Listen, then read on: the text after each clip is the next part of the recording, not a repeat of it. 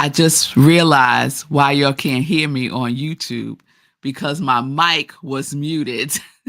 So I know y'all can hear me on Instagram, but everything that I probably just said on Facebook and that was the issue on YouTube as well. Ah, I'm glad I looked down and saw the thing was blinking. So I'm not going to say all of that again. Habari Gani. Today is day 3 of 7. Ujima. Ujima. All right. So Ujima is collective work and responsibility to build and maintain our community together, make our brothers and sisters' problems our problems, and to solve them together. And to solve them together. Yes, Pamela, thank you. My mic was muted. You know, it is what it is, y'all. We keep it going, right? We keep it moving. So, more on Ujima. And what I'm sharing with you this morning is information that I obtained from mainly Dr. Karenga's website, official Kwanzaa website.org. So, a commitment to active and informed togetherness on matters of common interest.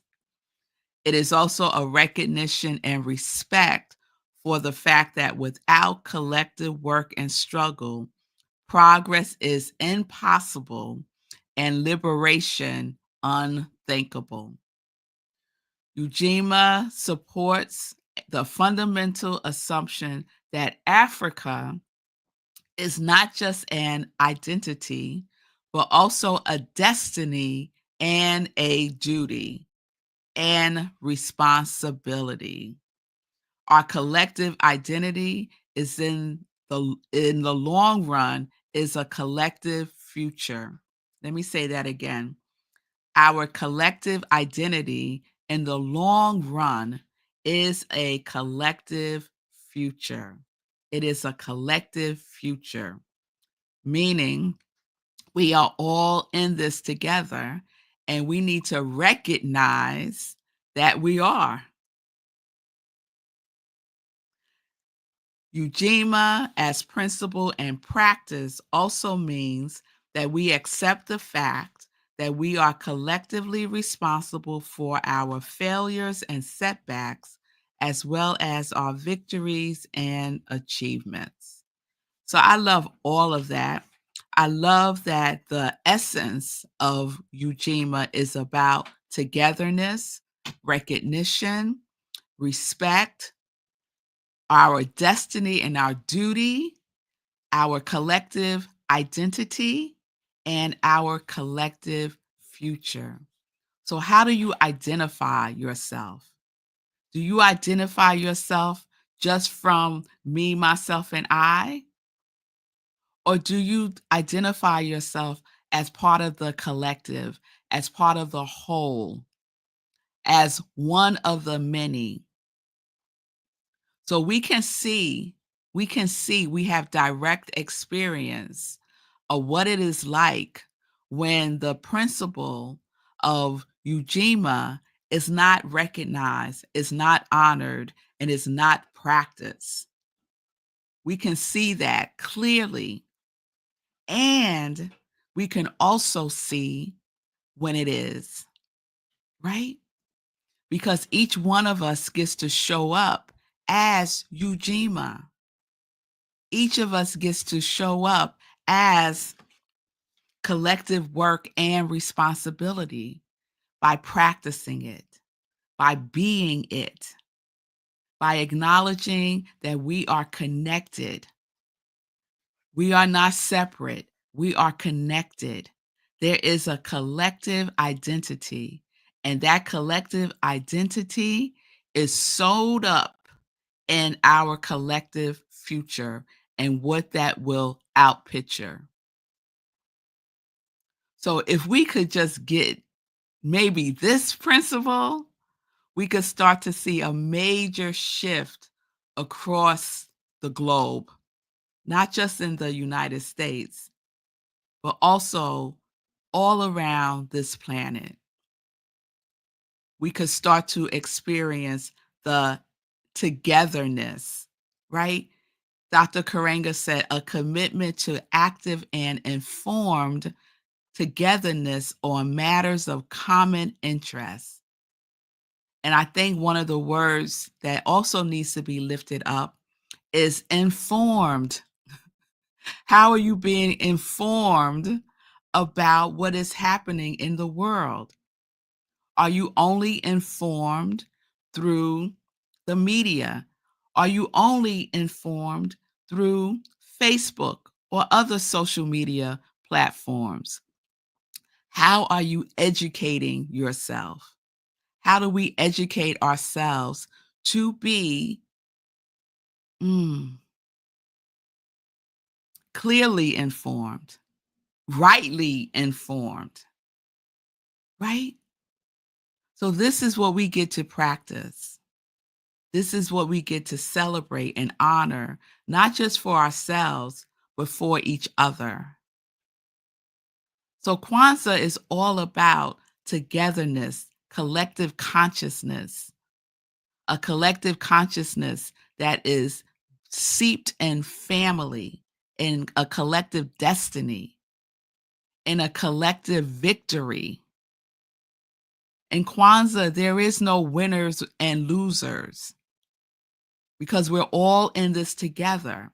So when one loses, we all lose. When one wins, we all win because we are joined together in consciousness, in community, and as a culture. So I know some may be feeling, ooh, Red Melissa, we got a long way to go. Well, that may or may not be.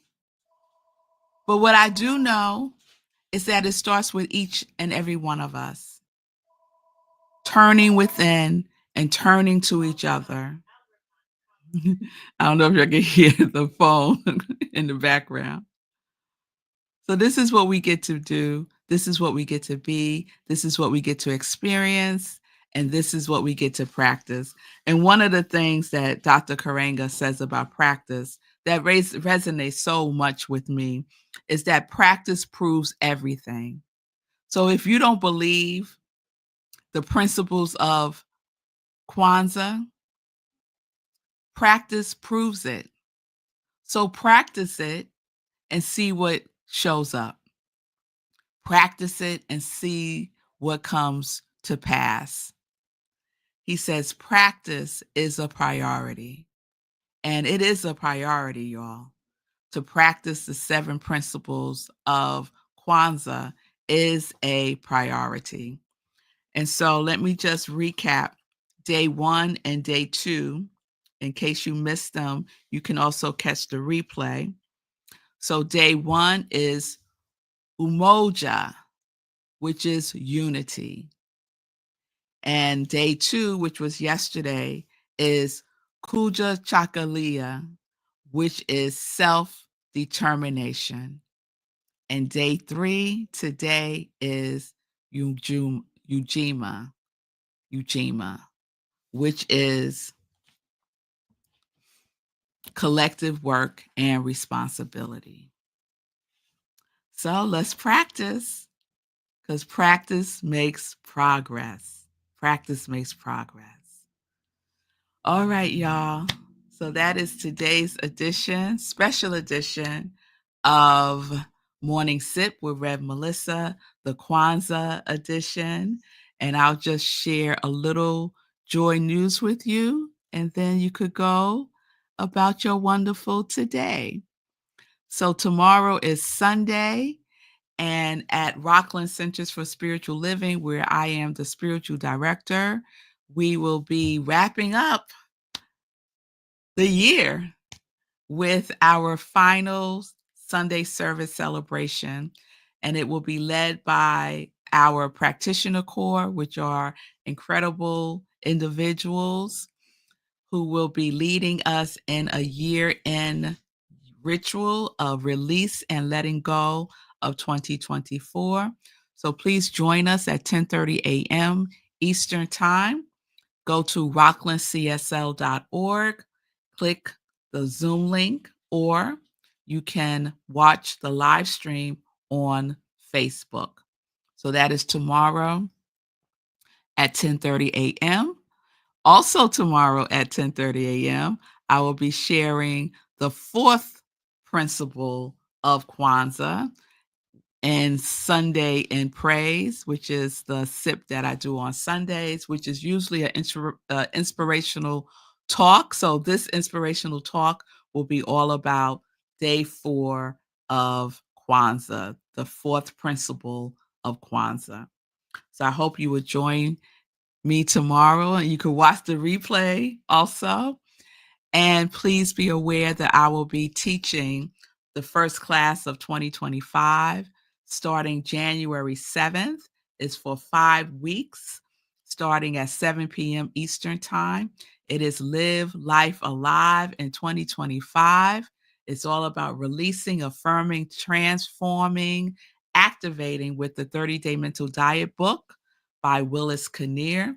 So get the book, 30-Day Mental Diet by Willis Kinnear. We will be doing 30 principles with 30 days of spiritual practice so that we can power up the new year in a new way with a renewed mind. That is what we get to do. And if you have done the 30-day mental diet with me or on your own or with someone else, you're surely invited to do it again because it's always different. It's always a different experience. So register. The information is available on my social media. There is a bit.ly for it that I will put up on the screen and share. It's bit.ly/mental diet class 2025. It's also on Eventbrite. Just go to I am Red Melissa and you will find all the information. The class is $55 before December 31st. After, it is $75 after December 31st. Don't start reading the book. Someone sent me a message asking, should they start reading the book? And I said, no, we're starting on day 1 together. So don't start the process yet. Okay? If you have any questions, you can reach out to me. You can send me a direct message on my social media, on Instagram, and on Facebook. So I am Red Melissa. My passion is to support people in transforming their lives. My mission is to give inspiration through spiritual life, coaching, preaching, and teaching that ignites the divine spark within you to live life in joy, connected to your yes. So if you need support, you can reach out to me at I am Red Melissa on Facebook and on Instagram, and we could set up some time to talk. All right, y'all. I will see you all tomorrow at 10:30 a.m. Eastern Time. Have a wonderful today. Habari Gani. Habari Gani. And you're repeating. You're repeating what day 3 is, okay? Ujima. Ujima. All right. Peace and blessings, everybody. Peace and justice. We are living life in joy, connected to our yes.